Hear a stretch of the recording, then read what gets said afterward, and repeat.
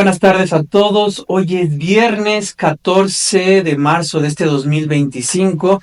Estamos aquí ya listos para iniciar con este recorrido de 7 días para ahora sí que poner sobre la mesa cuáles fueron los principales temas que se abordaron aquí en Sin embargo, que ciertamente son los temas que se abordaron en general en todos los medios, en toda la discusión pública y política. Como siempre, acompañándome aquí, Álvaro Delgado. ¿Qué tal, Álvaro? ¿Cómo estás? Muy bien, Obed. Pues sí, una semana intensa, 7 días intensos, como lo dice el nombre de este programa, con temas muy importantes, en particular dos, Obed.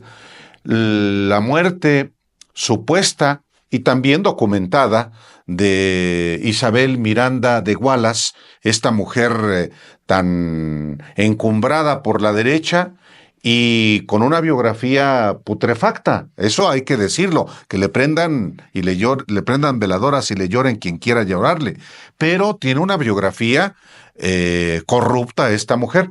Y claro, el hallazgo en Jalisco, en Teuchitlán, en ese municipio de la región de los Valles de Jalisco, de un centro de adiestramiento que exhibe al exgobernador Enrique Alfaro.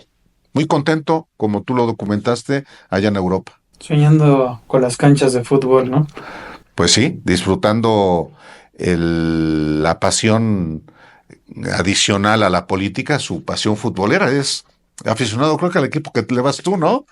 Que quiere amenaza con ser técnico. Las Chivas, que no vieron cómo les pasó por encima el América en un tercer juego del Clásico, para el olvido para las Chivas, ¿no? Para el olvido, híjole. Pero hasta el próximo. Bueno, yo tampoco tengo mucho de qué estar contento con unos Pumas que no dan una. Ya pasaron.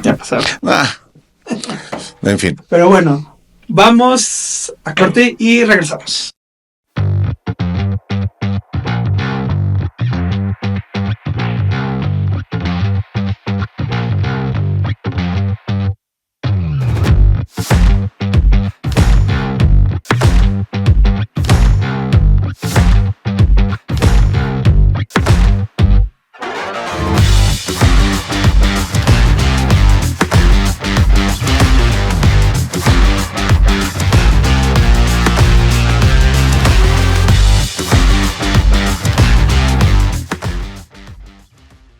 Esta semana, en estos 7 días, como es el nombre de este espacio informativo para usted, ha habido acontecimientos espeluznantes. Uno en especial, este hallazgo en Teuchitlán, Jalisco, en el rancho Izaguirre, donde se presume, todavía falta acreditarlo fehacientemente, que muchas personas fueron privadas de la vida, de la libertad, y que lo que se ha ido documentando con el trabajo de el equipo de Sin embargo MX, pues es algo escalofriante.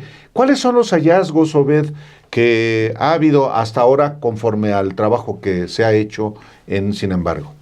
Hay dos momentos para entender lo que fue localizado en este rancho de Izaguirre, que dicho sea de paso, se ha establecido en distintas ocasiones que no es una zona de difícil acceso para pensar que no pudieran ahí darse las diligencias correspondientes. Este lugar es asegurado en septiembre pasado, es decir, aún en el gobierno de Enrique Alfaro Ramírez, este gobernador que ahora está ya dándose la buena vida en Europa, queda a resguardo de la Fiscalía del Estado, que en un primer momento dice no haber encontrado nada. Son colectivos de familiares de desaparecidos, es decir, que están buscando a sus familias, quienes acuden ante llamadas anónimas y avisos que daban cuenta de que ahí tenían que indagar. Ellos indagan, encuentran 3 hornos crematorios. Ellos los identifican así porque no es un horno convencional, son zanjas que presumiblemente eran utilizadas para incinerar restos, ¿no?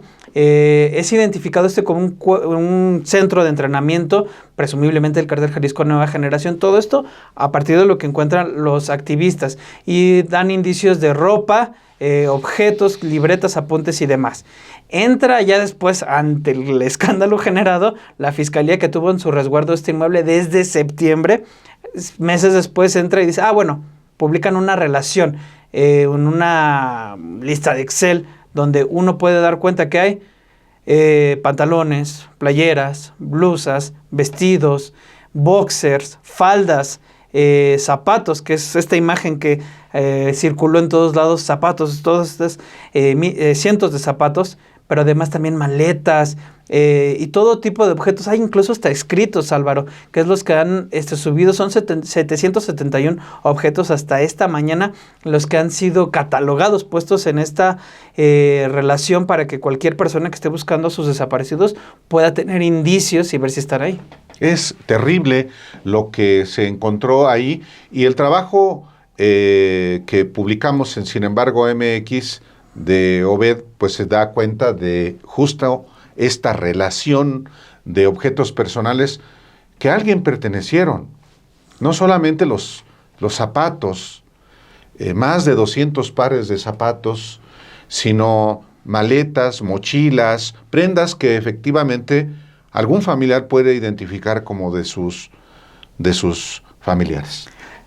Y ciertamente por la correspondencia de la ropa, de las prendas, te hace ver que ahí había tanto hombres como mujeres, sí, que es evidentemente lo que se desprende de eso. Pero vayamos a ver este video, Álvaro, que preparamos en la unidad de investigación de Sin embargo.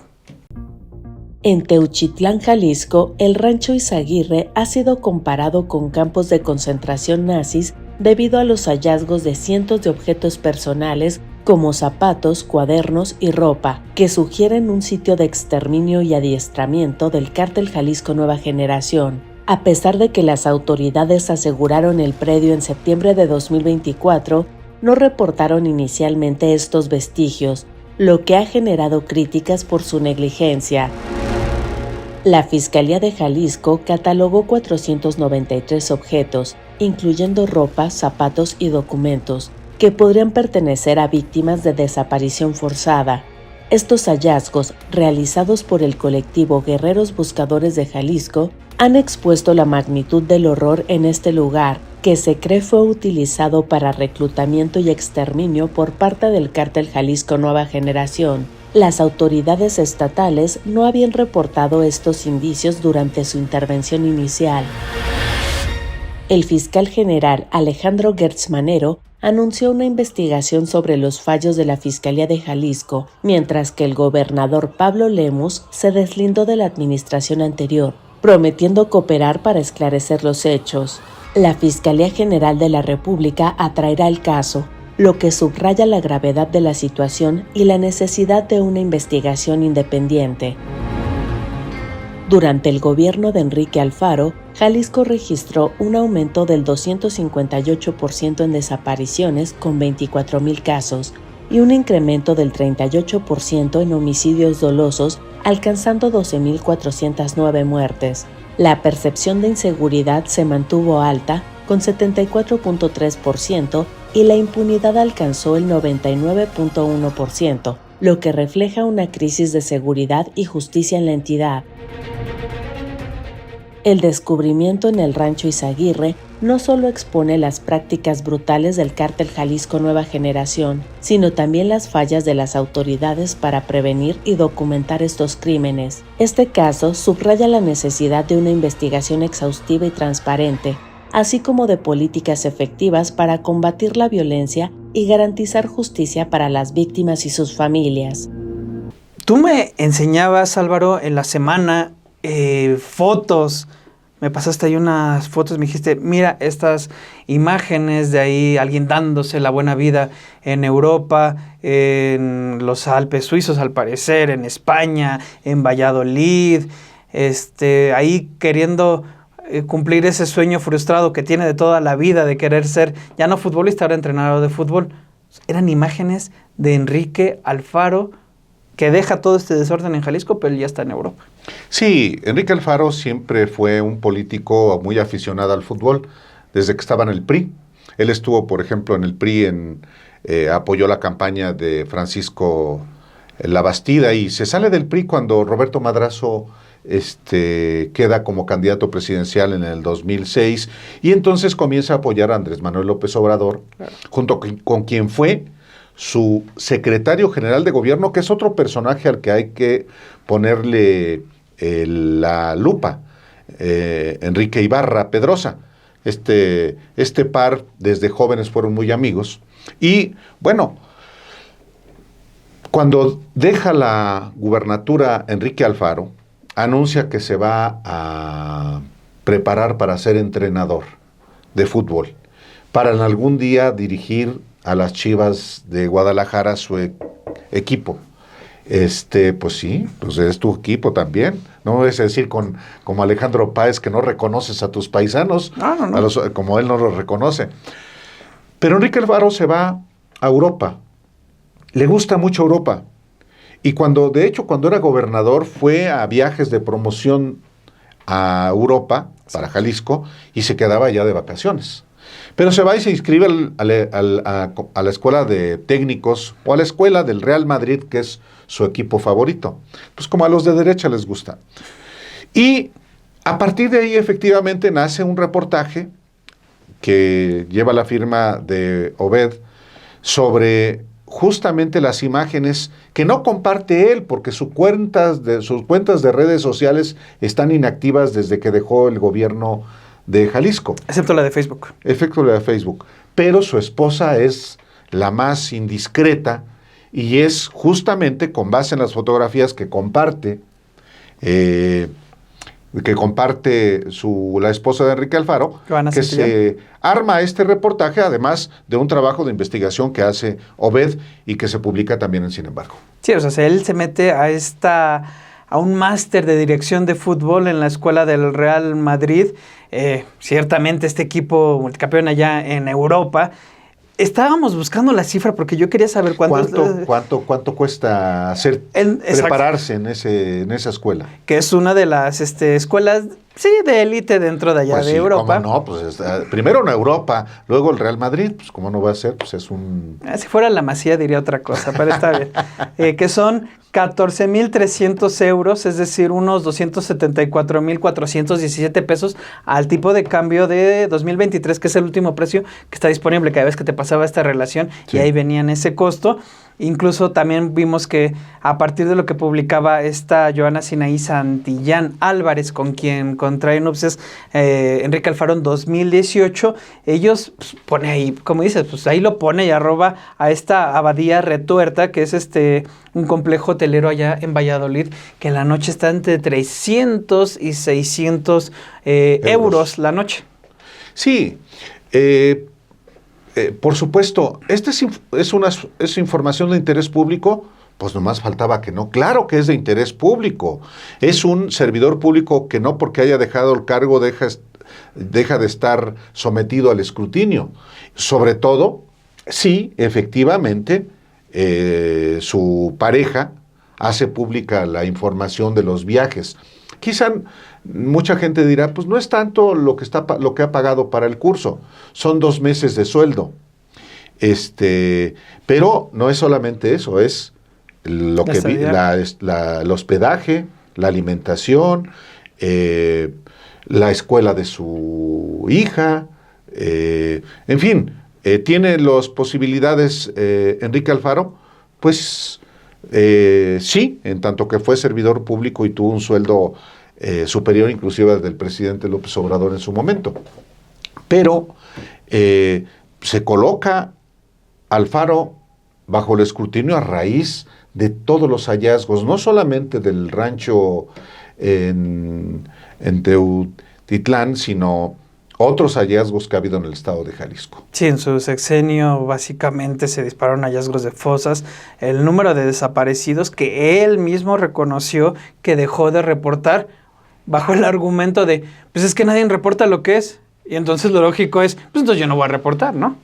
No, él mismo fue desde el principio, en vísperas de asumir la gubernatura, él organizó un acto en la rotonda de las personas ilustres de Jalisco. Exacto. Y ahí dijo que la seguridad pública era de las autoridades electas del gobierno estatal y de las autoridades municipales para confrontarse, porque esa fue su estrategia inicial con López Obrador. Exacto. Él asumió la responsabilidad de la seguridad en el estado de Jalisco junto con los alcaldes y el resultado es Jalisco primer lugar de desaparecidos, Jalisco primer lugar en fosas clandestinas, Jalisco uno de los estados con mayor violencia y sede del cártel más violento de nuestro país, que es el cártel Jalisco Nueva Generación, una de cuya denominación jamás pronunció ni siquiera las 4 letras. Los dejamos con este reportaje que preparamos en la unidad de investigación para ustedes. Enrique Alfaro, exgobernador de Jalisco, anunció su retiro de la política para dedicarse al fútbol en Europa. Tras dejar el cargo en diciembre, se inscribió en el máster en Dirección de Fútbol de la Escuela de Posgrado del Real Madrid, con un costo de 274,000 pesos. A principios de febrero estuvo en Rotterdam, en Países Bajos, como él mismo presumió. Incluso figura en una foto que el Feyenoord difundió en su página web sobre la visita de los estudiantes del máster de posgrado del Real Madrid que fueron a la academia del Feyenoord y del primer equipo. Además, ha disfrutado de lujosas estancias en hoteles como la Abadía Retuerta en Valladolid, España, cuyo precio de hospedaje por noche oscila entre los 6,000 y 12,000 pesos. Su propia esposa compartió en su cuenta de Instagram las imágenes de sus vacaciones. Todo esto mientras Jalisco enfrenta las secuelas de su administración. Durante su gobierno, Jalisco se convirtió en el estado con más desapariciones en México, registrando 14,970 casos, el 13.03% del total nacional. Las desapariciones aumentaron un 35.41% en comparación con su antecesor Aristóteles Sandoval. Además, se localizaron 317 fosas clandestinas y el Estado enfrentó un incremento en homicidios dolosos, dejando un panorama desolador en materia de seguridad. Uno de los episodios más oscuros de su gestión fue el hallazgo del rancho Izaguirre en Teuchitlán, presuntamente utilizado como campo de entrenamiento del cártel Jalisco Nueva Generación. Aunque el lugar fue asegurado en 2024, las autoridades no reportaron inicialmente los cientos de prendas, restos humanos y 3 hornos crematorios encontrados, lo que generó críticas por negligencia y opacidad. Víctor Manuel González Romero, exrector de la Universidad de Guadalajara, denunció que Alfaro dejó de reportar desapariciones al Registro Nacional argumentando fallas en el sistema. Además, se acusó al exgobernador de minimizar los problemas de seguridad para no dañar la imagen de Jalisco, a pesar de conocer la gravedad de la situación. Aunque Alfaro anunció su retiro de la política, en enero se reunió en Madrid con el actual gobernador de Jalisco, Pablo Lemus, y otros funcionarios. Durante la cena discutieron temas políticos y la situación del partido Movimiento Ciudadano, lo que sugiere que Alfaro mantiene influencia en la política local a pesar de su distanciamiento público. Alfaro ha expresado su deseo de dirigir al Club Guadalajara, las Chivas, uno de los equipos más emblemáticos de México. Sin embargo, su salida del país y su enfoque en el fútbol contrastan con el legado de su gobierno, marcado por altos índices de violencia, desapariciones y fosas clandestinas, un panorama que él siempre minimizó, pero que sigue afectando a Jalisco. Para dar seguimiento también al tema, porque es importante, conocemos la versión oficial desde septiembre que se asegura el predio y hay este enorme lapsus que seguramente los próximos días tiene que ser llenado para saber qué pasó en este periodo. Ya la presidenta dijo que la próxima semana se va a presentar un informe, pero hay un actor clave que es, por ejemplo, este colectivo, que es Guerreros Buscadores de Jalisco. Nuestros compañeros Manuel González y Nancy Gómez hablaron con Raúl Servín, que es un integrante de este colectivo, que es el primero de los, el que hace este primer hallazgo que reportan en su cuenta de Facebook.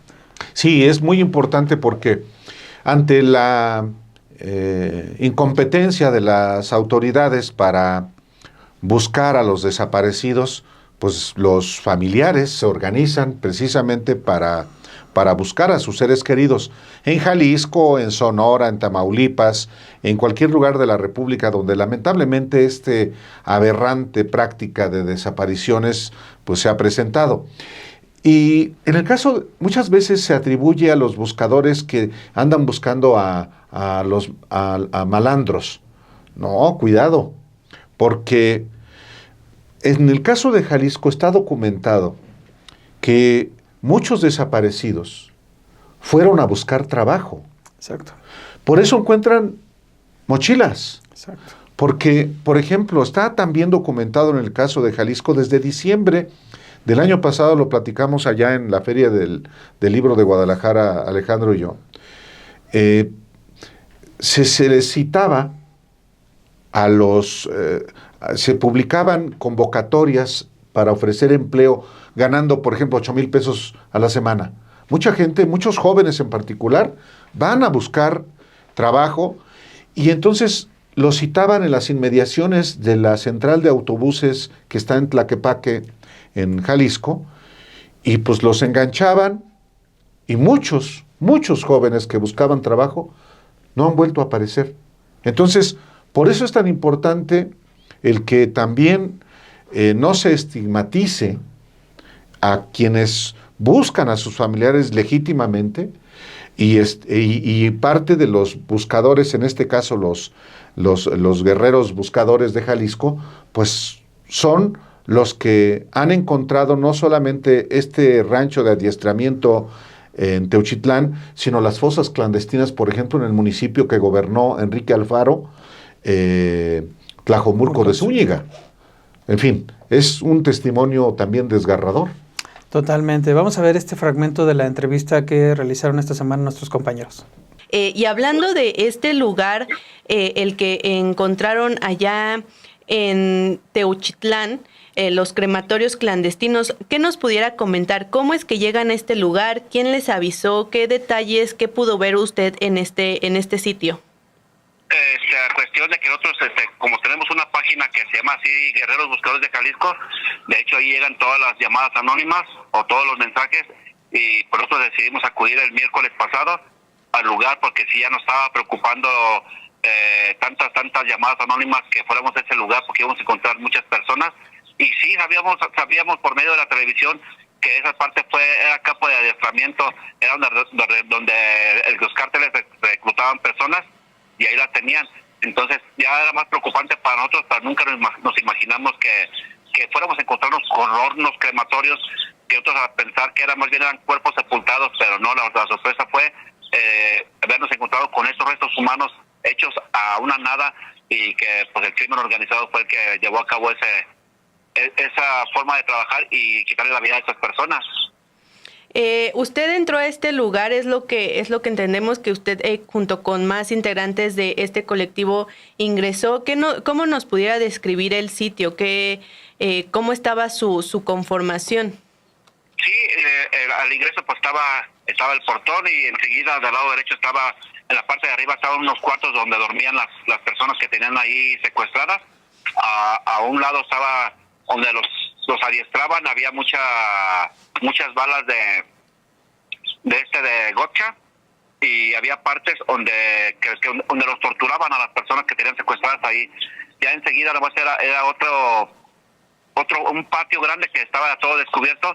Ahí yo me puse a escarbar, el cual yo me encontré miles de casquillos, la verdad, que no entendía cómo era el por qué el crimen organizado o las personas que se dedicaban a hacer eso los habían sepultado. Me di la tarea de seguir prospectando el lugar, y ya chequé que nuestros compañeros ya habían encontrado un horno, y luego enseguida el otro, y pues ya me puse a ayudarles con ellos a estar separando la tierra con los restos humanos que ya estaban quemados. En total fueron 3 crematorios, y fue una tristeza, un dolor, el haber visto este tipo de cosas y lo que le hicieron a cada persona que les quitaron la vida. Ahora, hablamos de Jalisco, como hemos hablado, como hemos investigado el caso también de la violencia en Guanajuato, pero en Oaxaca, Obed, también, sin embargo, publicamos esta semana un trabajo sobre la violencia en Oaxaca. Hay algo ahí, estábamos hablando justo cuando salía lo de Jalisco, nuestra compañera Romina Gándara se puso a indagar porque había muchos casos, reportes de desapariciones masivas entendidas en el aspecto que son de más de una persona, es decir, distintas personas que desaparecían y había un común denominador. Eran en estos destinos turísticos Huatulco, Puerto Escondido, Zipolite, que son digamos, esto que se ha visto catalogado como turismo alternativo, porque tal vez no sean tan masivo como puede ser Cancún, como puede ser Acapulco, como puede ser el mismo Puerto Vallarta, ¿no? En estas localidades lo que empezaron a notar era que iban personas a vacacionar y desaparecían. Desaparecían tal cual. De hecho, un caso que ahora sí que encendió las alarmas fue los jóvenes de Tlaxcala, Así es, que fueron a Huatulco y cuyos restos fueron encontrados en el estado de Puebla. ¿Qué pasa ahí? En un caso todavía no esclarecido, pero no es el único.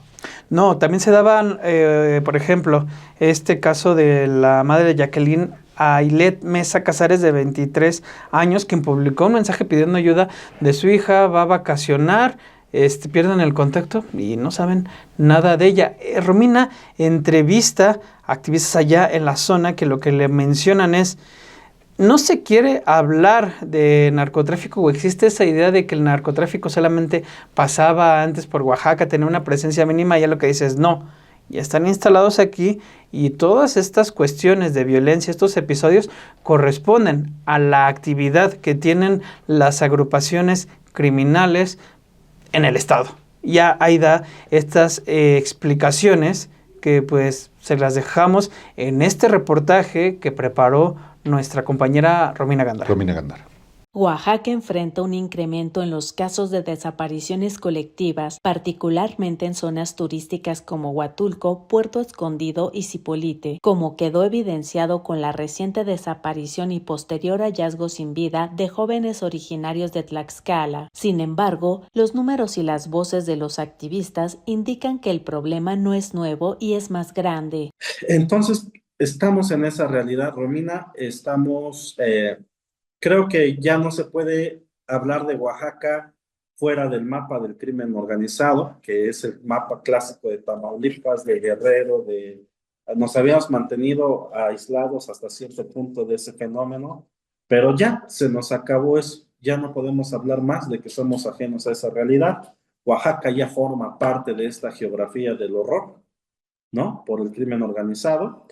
Ya no están aquí improvisadamente, ya no están aquí iniciando sus operaciones, ya están aquí instaladas de años y esto está detrás de todo lo que está sucediendo, ¿no? Y me parece que permanecimos narrativamente aislados porque pues, el crimen organizado en Oaxaca se infiltró de una forma distinta, me atrevo a decir yo, que en el resto del país. Las cifras de personas desaparecidas en Oaxaca muestran un marcado repunte entre 2021 y 2022, los dos últimos años del gobierno de Alejandro Murat, entonces priista y ahora morenista. Durante su administración, la desaparición de personas aumentó al menos un 700%, si se compara que en 2017, su primer año completo de gobierno, se reportaron 13 personas desaparecidas, mientras que en 2022, su último año en el cargo, la cifra se elevó a 104. Con la llegada de Salomón Jara al gobierno, los reportes de personas desaparecidas mostraron una ligera contención. En 2023 se registraron al menos 96 casos y en 2024 la cifra descendió a 56. En lo que va del 2025 al corte del 10 de marzo, se han reportado 29 desapariciones, de las cuales 21 corresponden a hombres y 8 a mujeres. El activista Joaquín Galván consideró que el incremento de las desapariciones en Oaxaca responde a una estrategia del crimen organizado que ha dejado de ser una presencia latente para convertirse en una estructura plenamente instalada en el estado y que aunque el gobierno ha intentado minimizar la situación, consideró que las desapariciones no pueden explicarse sin la colusión de las autoridades locales. Pues no se explican estas desapariciones sin crimen organizado,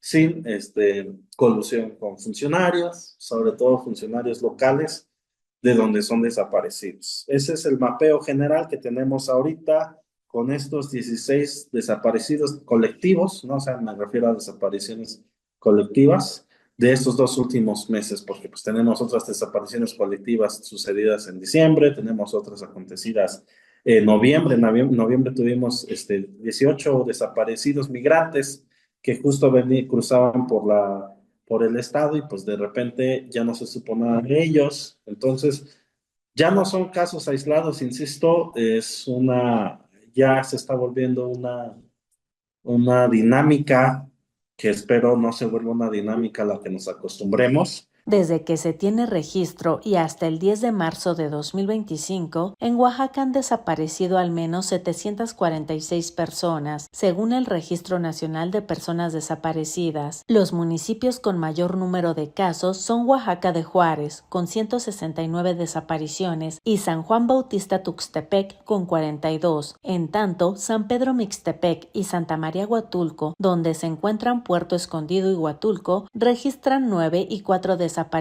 respectivamente. Sin embargo, el registro oficial clasifica a 126 personas desaparecidas como se desconoce o sin municipio de referencia. Álvaro, hubo un acto que sin duda se marcó el sábado, un acontecimiento noticioso que a todos nos sacó, ahora sí que nos sorprendió por la manera que se difundió la muerte de Isabel Miranda de Wallace, esta activista que prácticamente se volvió un personaje con mucho poder dentro de las corporaciones policíacas, tanto de Felipe Calderón, pero también ahí con Enrique Peña Nieto y demás. Es un reportero, Antonio Nieto, el que reporta su muerte y ¡pum!, en cascada, ahí tenías a Calderón y demás, ofreciendo sus condolencias. Llorándole. Por el suceso, prácticamente. Sí, fue un acontecimiento extraño el sábado, porque como tú bien dices, comienza con el reporte de este colega que obtiene información no oficial. Exacto. En este caso de la muerte de María Isabel Miranda Torres, conocida también como la señora Wallace, o Isabel Miranda de Wallace, como ella se hacía llamar. No es una mujer que haya tenido solamente relevancia en las corporaciones policíacas, no, en los gobiernos. En el gobierno de Vicente Fox, cuando ocurre la supuesta desaparición y asesinato jamás probado de su hijo, que detona su activismo y que la conduce a ganar el Premio Nacional de Derechos Humanos de Felipe Calderón y luego ser también la candidata del PAN al gobierno de la Ciudad de México en el 2012, y luego con Enrique Peña Nieto tiene también igualmente influencia, como la tuvo con Miguel Ángel Mancera en la Ciudad de México, también hay que decirlo. Con quien contendió en el 2012 y la aplastó. Apenas la Isabel Miranda obtuvo alrededor del 13% de los votos, mientras que Miguel Ángel Mancera, como ningún jefe de gobierno, superó el 52% de los votos en 2012.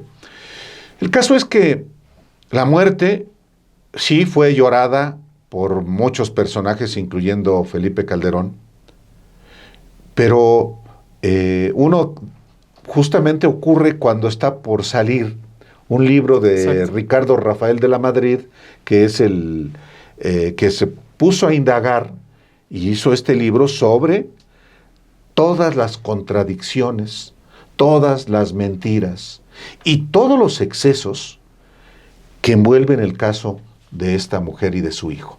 Sí, de esta muerte que se da a partir de una gota de sangre que se atribuye que era su padrastro, con el que evidentemente no tenía que haber una concordancia genética, y además es todo una cuestión, y además una gota de sangre que encuentran meses después de que el edificio en donde supuestamente fue asesinado ya había sido arrendado a un empleado de la misma empresa de publicidad de Isabel Miranda de Wallace, que después se casa con una de sus familiares, ¿no? Sí, yo me acuerdo de ese domicilio en la calle de Perugino, número 6, en la colonia Extremadura Insurgentes, porque yo vivía hace no mucho en Insurgentes Mixcoac. Entonces, yo pasaba por ahí durante el gobierno de de Calderón, siempre estaban vehículos de la Policía Federal, que Isabel Miranda siempre tuvo a su servicio como amiga íntima de Genaro García Luna y de todo el personal de la Policía Federal. Apenas pasé, por cierto, ayer jueves, recuerde que estamos transmitiendo el programa hoy viernes, aunque usted lo puede ver después, y ya no hay nadie. El edificio está a oscuras. Por supuesto, ¿quién quiere vivir en la casa donde supuestamente descuartizaron a alguien? Exacto. Aunque no esté comprobado que así ocurrió. El caso es que es terrible, y hablamos justamente al respecto con Ricardo Rafael, quien pues publica ese libro poco después de anunciarse la muerte de Isabel Miranda de Wallace. Así es. Les dejamos con este fragmento de esta entrevista que hicieron los periodistas. El mensaje en redes sociales que todos vimos hacia las 3 de la tarde lo origina un periodista que se llama Antonio Nieto. Antonio Nieto me concedió una llamada ese mismo sábado en la tarde, y la llamada a mí me generó más dudas de las que tenía antes de llamarle. ¿Qué me cuenta a mí Antonio Nieto? Que él no está cercano a la investigación de este caso, ni lo conoce a fondo, y sin embargo conoce a algún familiar próximo a la familia Wallace. Le pregunté qué familiar, si era su hermano Roberto, la hija Claudia, o qué familiar. Me dijo que no podía revelarme la fuente porque le habían exigido a él que no la revelara. Segundo, me dice que habría fallecido después de una intervención quirúrgica, aunque habla en plural de cirugías. Cuando le pregunto a qué cirugía se refiere, me dice que no me lo puede revelar tampoco. Le pregunto si es una cirugía estética o de otro tipo. Me dice que lo único que me puede decir es que la familia estaba interesada en que no se supiera el motivo por el que ingresó al hospital. Y lo último que le pregunto es la hora. ¿A qué hora murió? Porque nos enteramos hacia las 3 de la tarde, y después del mensaje de Nieto, pues Óscar Mario Beteta, Miguel Ángel Mancera y una serie de personajes públicos empezaron a empujar ese mensaje que todos vimos. Y entonces me interesaba saber a qué horas había ocurrido la muerte, y ahí lo que me responde es que no lo sabe. Lo que sí sabe es que la van a velar en Galloso de Avenida del Imán. Lo que hace es que yo llame a esta funeraria y no tenía ningún dato. Todo fue esto el sábado.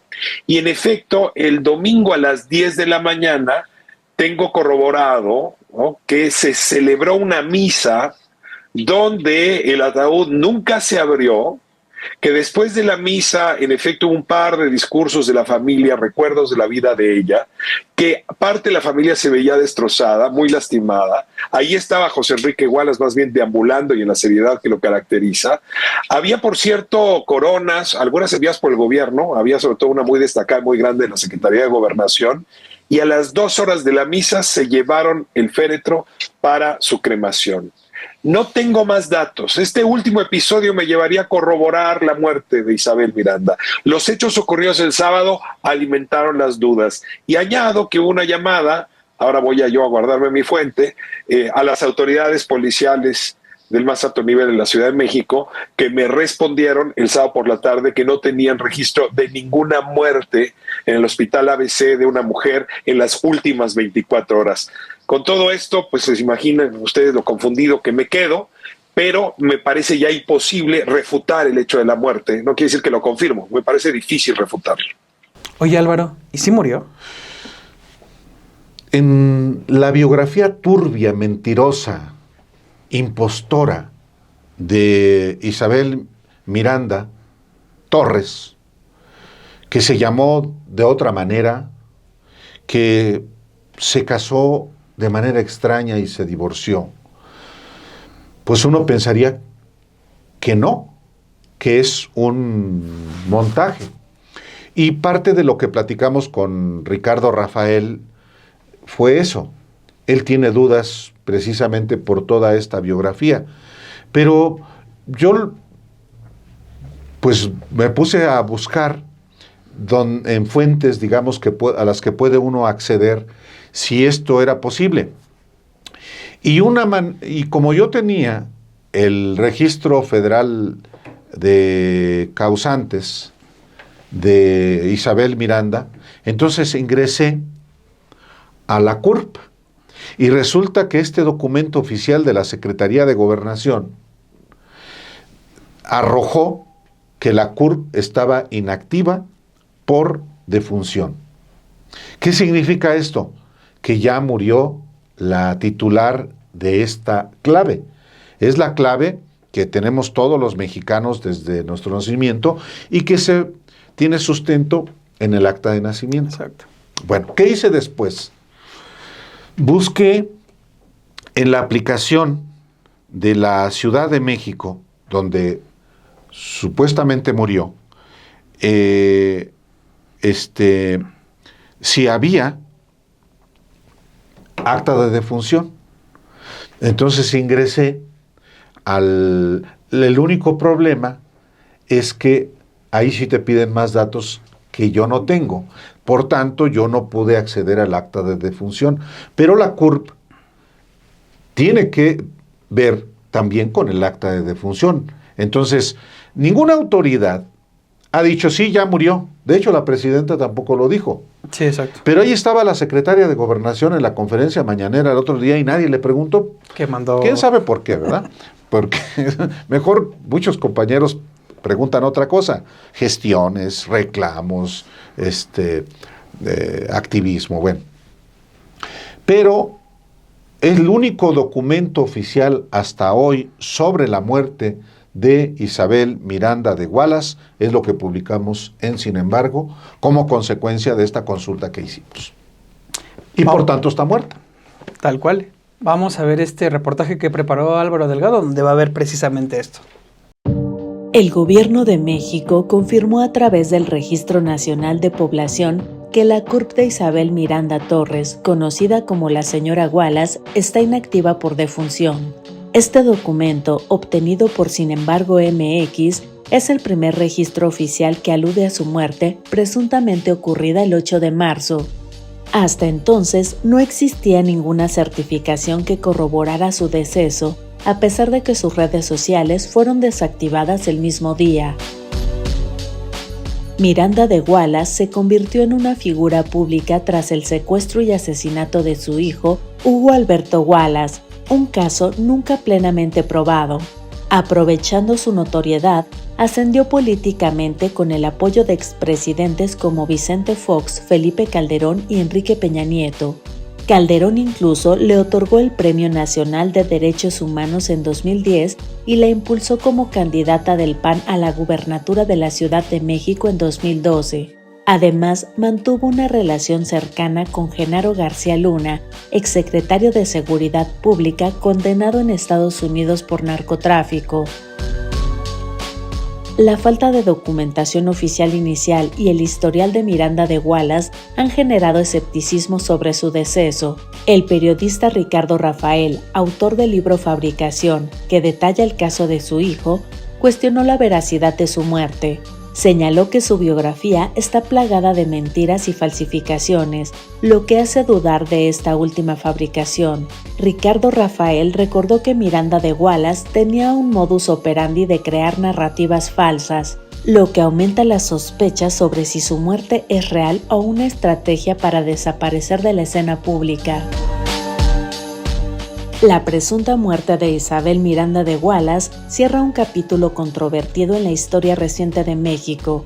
Su figura, ligada a escándalos, poder y cuestionamientos éticos, deja un legado complejo que sigue siendo objetivo de debate. Su vida, marcada por la tragedia familiar y la ambición política, refleja las tensiones y contradicciones de una época en la que el activismo y el poder se entrelazaron de manera turbulenta.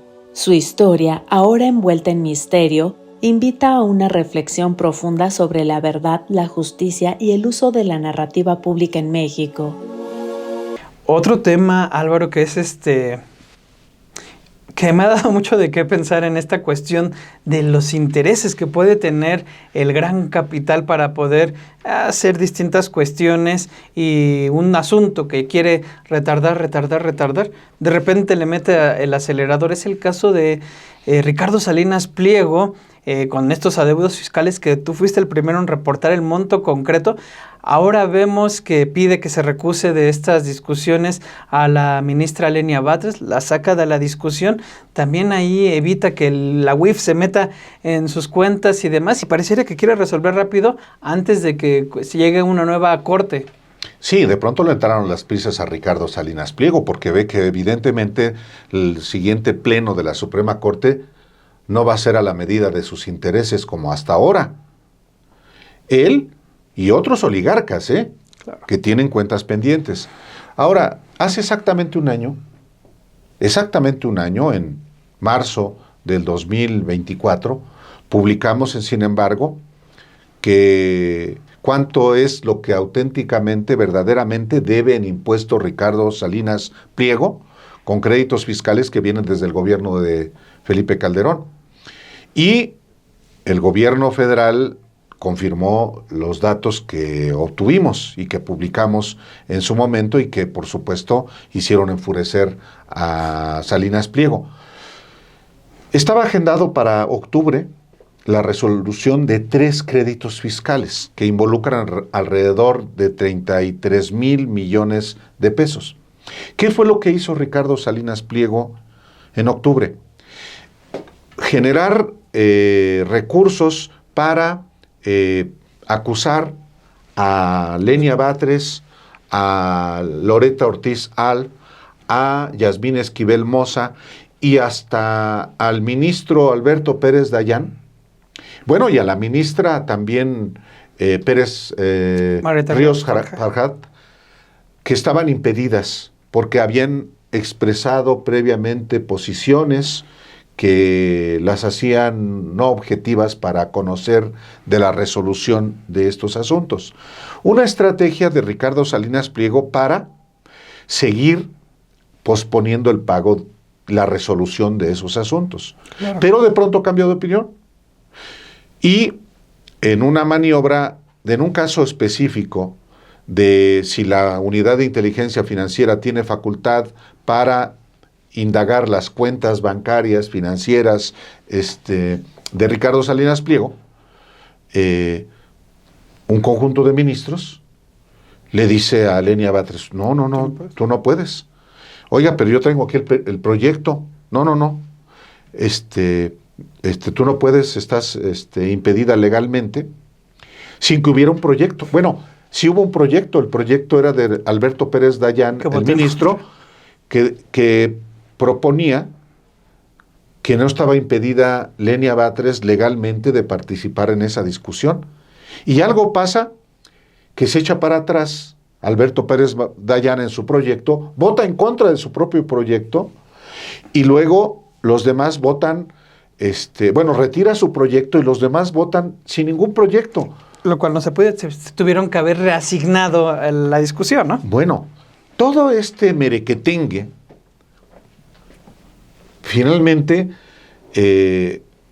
deja fuera de la jugada a Lenia Batres, pero ojo, es un caso, viene o debe agendarse, ahora sí, la resolución en el Pleno para concederle o no los amparos a Ricardo Salinas Pliego.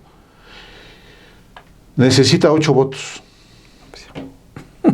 ¿Le va a alcanzar? Bueno, puede ser, porque si la ministra Yasmín Esquivel vota con todo el bloque, entonces no los alcanza. Ahora, también una cosa muy interesante, viene el proyecto del ministro Pérez Dayán, ni modo que vote en contra de su propio proyecto. Ya lo hizo, pero no creo. En el caso de los 33,000 millones de pesos. Ya lo veremos. Lo cierto es que sí fue un asunto importante el tema de Ricardo Salinas Pliego y el pleito con la ministra Yasmín Esquivel y otros ministros. Así es, y de hecho hablaste con Lenia Batres, con la ministra Lenia Batres, y este es un fragmento de la entrevista que le concedió a Álvaro Delgado. Tienen que ver esas dos cosas. Tiene que ver seguramente pues el fin de esta era esta época. Seguramente, pues yo creo que si alguien tiene temor a cómo va a resolver una siguiente corte, pues por lo menos apegada a derecho, pues si hay ese temor, pues creo que no muestra más que pues un punto a favor de la reforma, porque era parte de la idea que se mostrara que hay una transformación y que los ministros no van a resolver por consigna, subordinados a intereses de nadie, de manera irrazonable. Eso tiene que ver. Cuando uno ve estas resoluciones que no son lógicas, yo nada más me acuerdo de ese dicho, de esa frase que llegaba a mencionar nuestro expresidente López Obrador, de que cuando algo no suena lógico, suena metálico. Bueno, pues esa parte puede estar sonando así en este momento. No suena lógico. Ya lo habían razonado y no le habían dado la razón. Y en segundo lugar, pues hay un proceso electoral. Pues seguro que tiene que ver con este momento. Es muy probable pues que les resulte preocupante pues como vamos ahorita.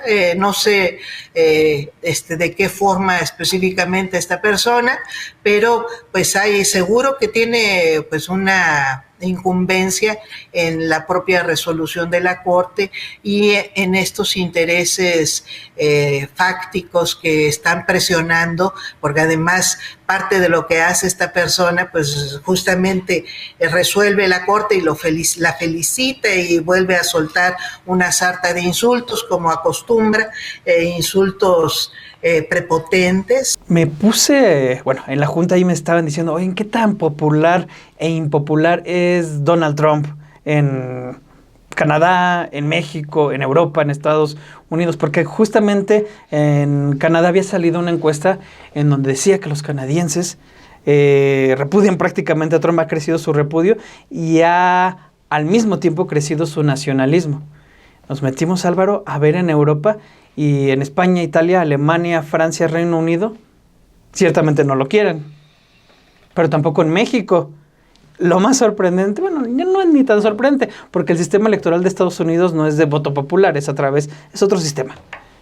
Ni en Estados Unidos quieren a Donald Trump, no es popular realmente. No, y sin embargo le dio para ganar, ¿no? Exacto. Está partido Estados Unidos. Así es. No es nuevo esto, pero en estas circunstancias con un Trump que gana una mayoría en el Congreso, sí es relevante. Ahora, las medidas que ha adoptado Donald Trump en Estados Unidos le han generado críticas, pero también en Canadá y en México como sus principales socios.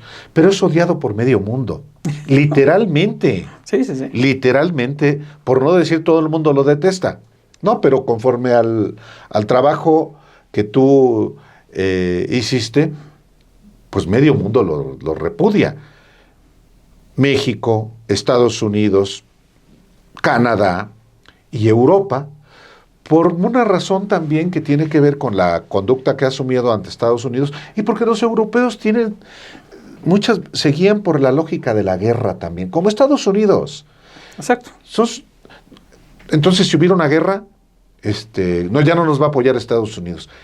Particularmente le temen a Rusia. Entonces, los europeos, no solamente por los aranceles que les ha impuesto Donald Trump, están a disgusto con él. Por Ucrania.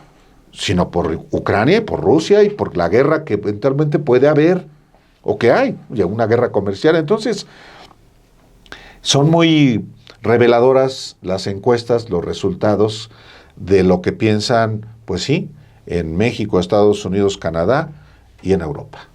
Vamos a ver este reportaje.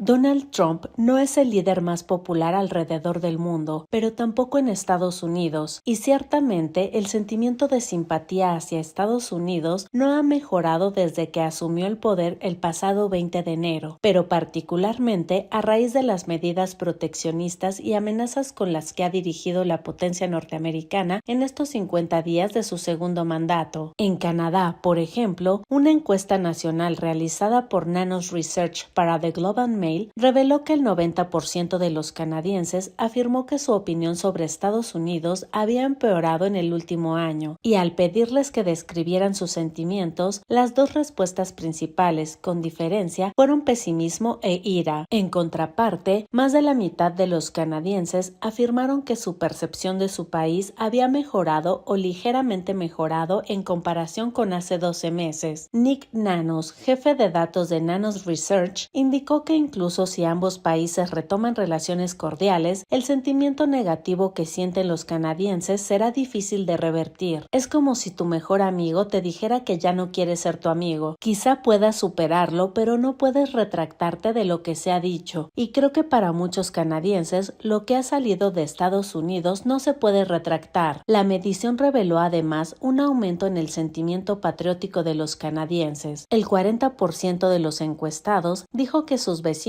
amaban más a Canadá en comparación del año pasado, el doble del número de quienes dijeron que creían que la gente de su comunidad amaba menos al país. En México, una medición realizada por Buendía Márquez para El Universal arrojó el pasado 25 de febrero que el 80% de los mexicanos tiene una mala opinión de Donald Trump. Se trata del nivel más alto en este segundo periodo, pero aún por debajo del 87% de rechazo que registró esta misma medición en febrero de 2019 en su primera administración. Lo cierto es que no solo en Canadá y México se ve con recelo a Donald Trump. Una serie de encuestas de YouGov realizadas en España, Francia, Italia, Alemania y Reino Unido para el diario El País muestran el rechazo que existe hacia el mandatario estadounidense. En ese sentido, el 75% de los españoles dicen que Trump pone en peligro la paz y la seguridad en Europa. Lo mismo opinan británicos, 78%, alemanes, 74%, franceses, 69% e italianos, 58%. Ahora bien, también en Estados Unidos, Donald Trump enfrenta un descontento importante. Una encuesta de Emerson College, publicada en sus 50 días de gobierno, reveló que el índice de aprobación del presidente Donald Trump entre los estadounidenses está disminuyendo a medida que aumentan los temores por la economía. La medición reveló que el 47% de los votantes aprueba su desempeño laboral y el 45% lo desaprueba. En tanto, el ponderado de encuestas de Real Clear Politics muestran cómo desde que ganó la presidencia el pasado 6 de enero, la popularidad de Trump ha tenido una evolución que actualmente lo tiene enfrentando números negativos. Por ejemplo, el 6 de noviembre pasado, Trump tenía una opinión desfavorable del 51% contra una favorable del 44%, la cual se revirtió en un mes después a 49% de favorable y 47% de desfavorable. El día de su toma de protesta, esto se revirtió de nuevo con 48% de desfavorable y 47% de favorable. A la fecha, tiene una opinión negativa del 49% contra una positiva del 46%, según este ponderado.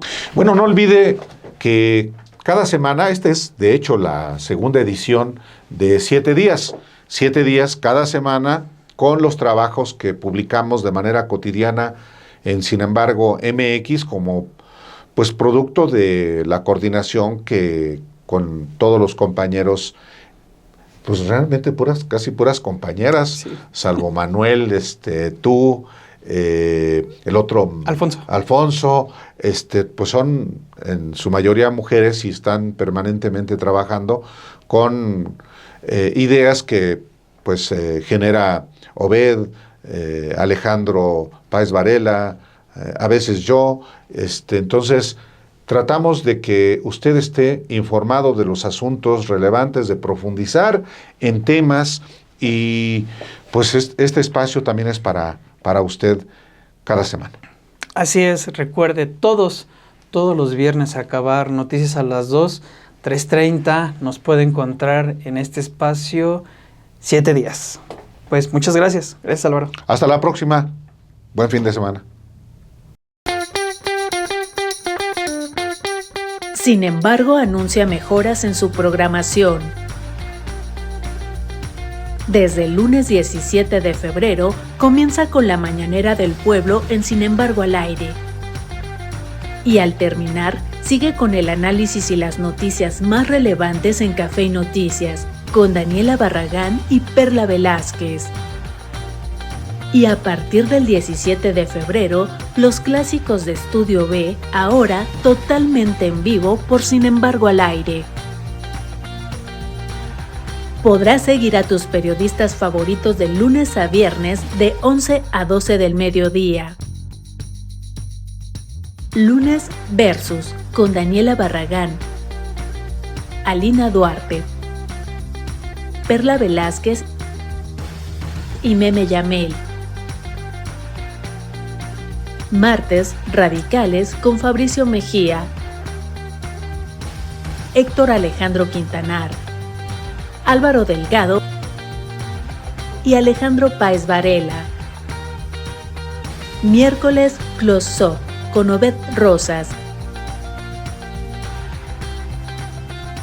Jueves Usted, Yo y Otros como Yo con Romina Gándara. Y viernes Galileo con Manuel González.